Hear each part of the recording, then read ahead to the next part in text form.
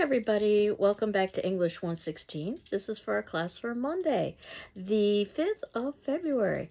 As you know, last week we had a snow day, so we are a little bit behind schedule with the syllabus, but I encourage you to keep up with the reading, even get ahead, because ultimately we will be catching up. Especially because we are at the point now where we are talking about film. So you'll see that there won't be that much reading as we are watching Citizen Kane. So this is a wonderful opportunity for you to do some catching up and getting ahead with the short stories that will be coming up. Thus far, we've been talking about what literature is and how we can analyze it from an academic perspective. We've talked a little bit about film and some of the elements associated with cinema. And today I wanted to talk a little bit about writing about fiction and also the writing process, as well as writing about film, which happens to be a handout, a link specifically, that I wanted to review with you. And I had a very strange reading today, Skim Glossary of Literary Terms. And not that I want you to read the glossary, I want you to know that the glossary exists at the ending of the book and that you can utilize it. And then I've got multiple sections about Citizen Kane that I would like you to watch from a documentary entitled Battle Over Citizen Kane to help prepare us for understanding why Citizen Kane is such an important film. Though if you'll see in the notes below, and I'll always include the notes below my video, much like the notes that I would be posting on a whiteboard, I have an article about ChatGPT and how it went terribly wrong for that attorney that I believe I was mentioning last class, and also two memes, I guess you could call them, to illustrate some of the ways that literature is important. The first being that as you binge watch your 13th entire series or read a book or sleep to music, remember that in the darkest days, when everything stopped, that would be March 2020 and the beginning of COVID, you turn to artists. This happens to be on the front of my office door to illustrate the importance of artists in our world. And also a little cartoon that I thought was rather humorous about banned books. So you know that censorship has become a particularly hot issue this past year or so. And a teacher who perhaps is rebelling against the idea of censorship by having those books on the reading list. And I can tell you right now that our reading list, many of those texts would be banned. And banned books probably have existed since the beginning of time, but it's become a hot political topic.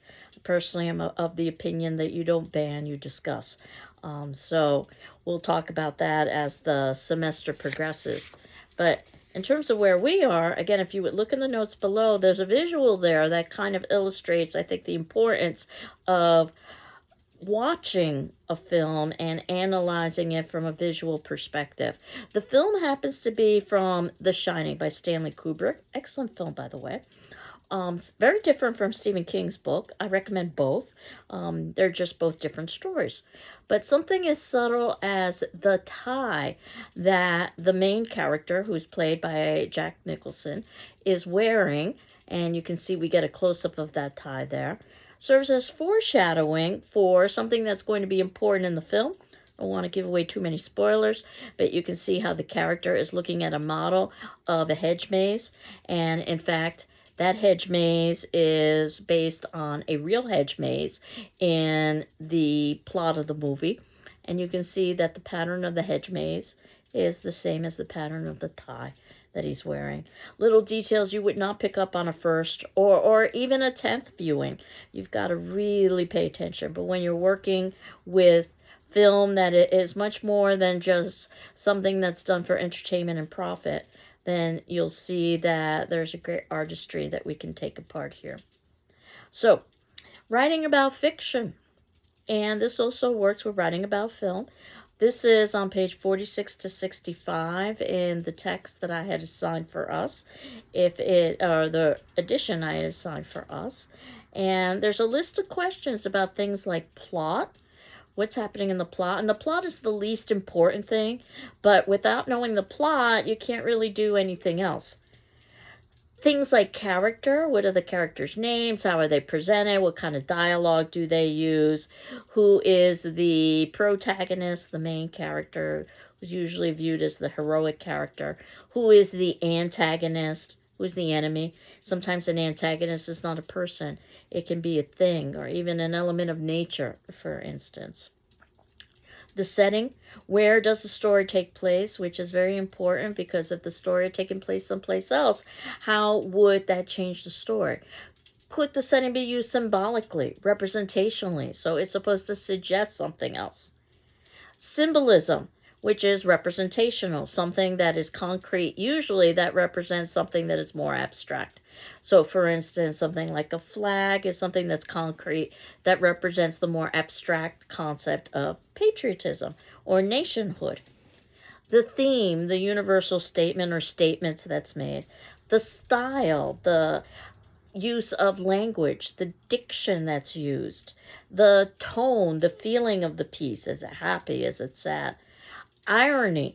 Is there something that's unexpected that comes with a kind of twist? And the idea of, let's say, a firehouse burning down. Great example of irony. I oftentimes give the example from the original Twilight Zone series about the best example that I can think of irony. And in fact, some of the best short story writers of the day were writing for the original Twilight Zone. In an episode entitled Time Enough at Last, where we have a main character who's basically henpecked by his wife and his boss. He all he wants is to spend time reading, but his wife wants him to complete chores at home. His boss wants him to be competent at work. He's not terribly competent, and he works in a bank. And it turns out one day, when he's the last employee at the bank at the ending of the day, he mistakenly locks himself in the bank vault. And again, 1950s, so he's thinking that he's going to have to spend the night in the bank vault until he's released in the next morning when the employees come back. When he's in the bank vault, a nuclear war erupts, and we have to suspend some disbelief that he actually survives this through the fact that he was sheltered, whether he realized it or not, in a bank vault. And as he escapes the rubble and he sees the devastation in front of him, at first he's horrified, but then he becomes rather pleased, realizing that now that he no longer has a boss or a wife, he has time enough at last, which is the name of the episode, Time Enough at Last, to read and have some peace. So he manages to work his way to the rubble of a library. Again, we suspend disbelief, and gather up all his books. And as he looks down to begin reading, his very, very thick glasses slide off of his face, off of his nose, and fall to the ground and shatter. They're made out of glass, his lenses, the way they would have been in the 1950s. So now he has time enough at last to read, but he can't see. How's that for a great example of irony? And of course, critical strategies. And we talked quite a bit last class about different lenses through which you could view cinema or film, whether you wanted to concentrate on something like the historical period, or if you wanted to concentrate on something like gender studies. And then I encourage you not to choose one particular lens and look at everything through that lens, but instead watch the film or read the piece and let that determine to you what perhaps is a more obvious way of interpreting it, though you could interpret it with all of these lenses.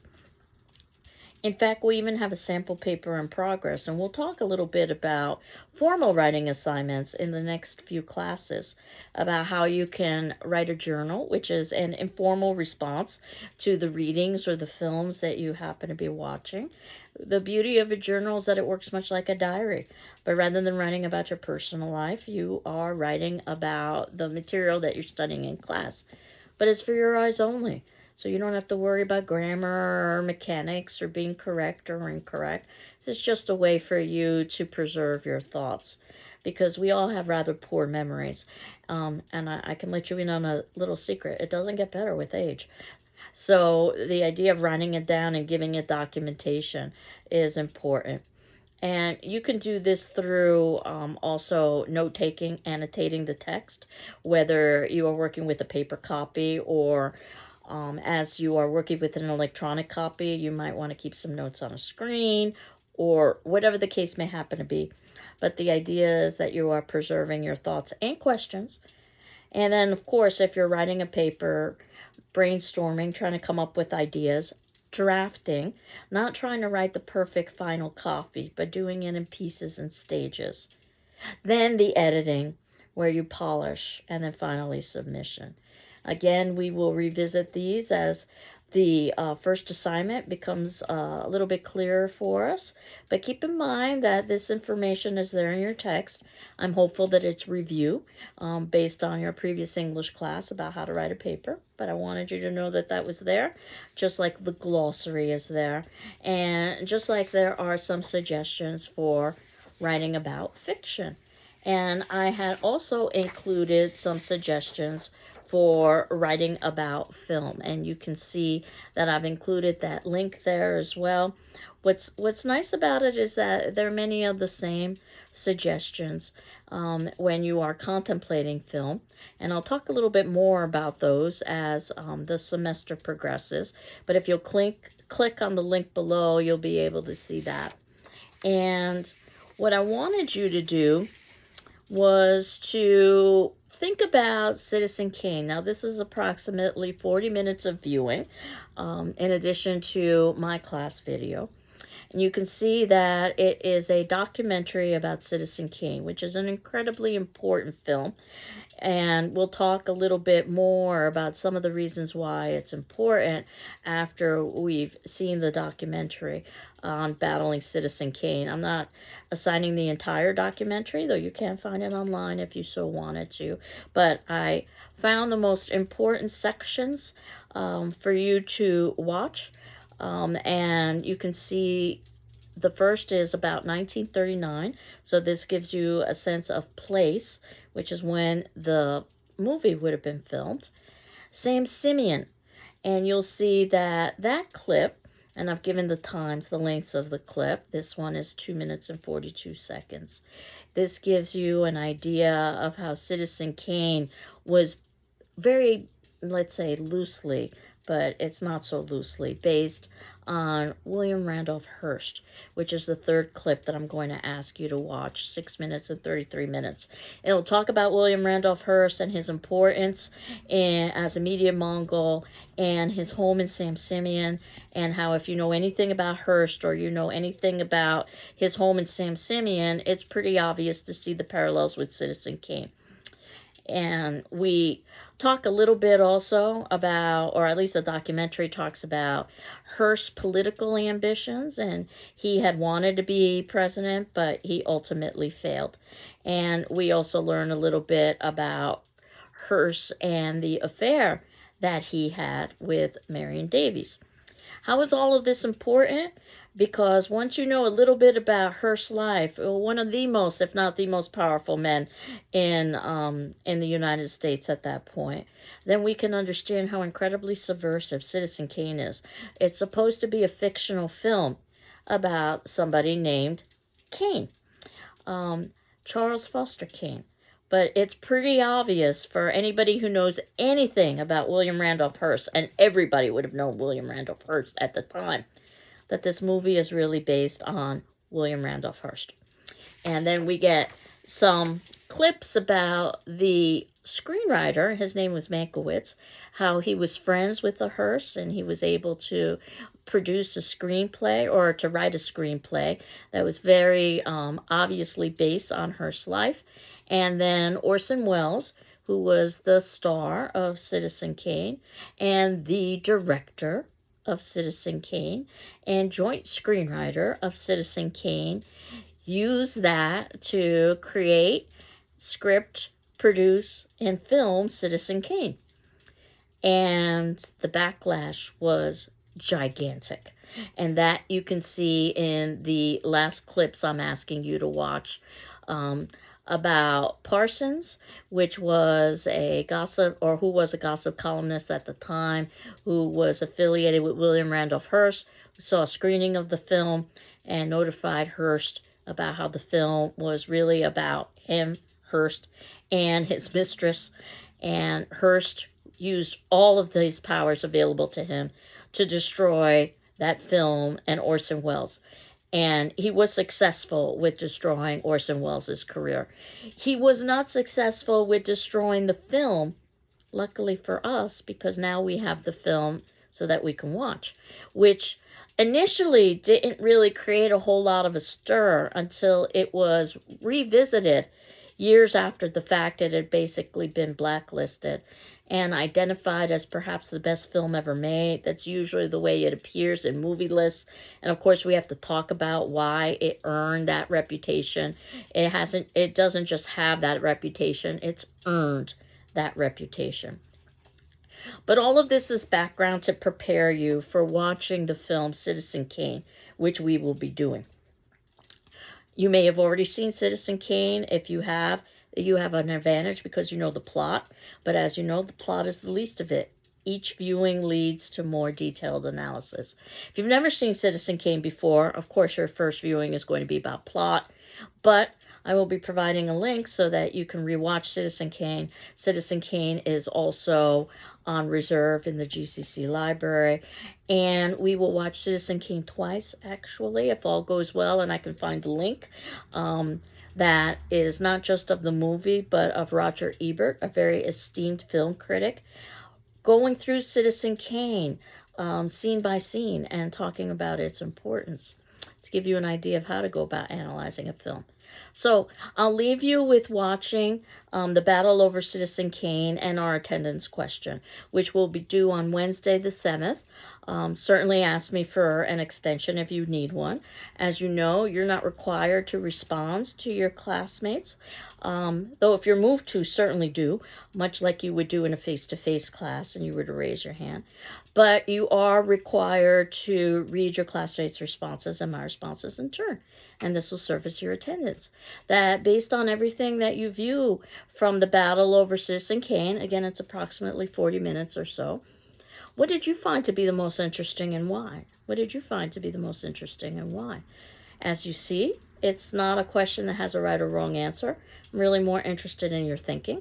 If you read all of the responses, my responses in turn, will give you an idea of what we would have talked about in a face-to-face class during a live session.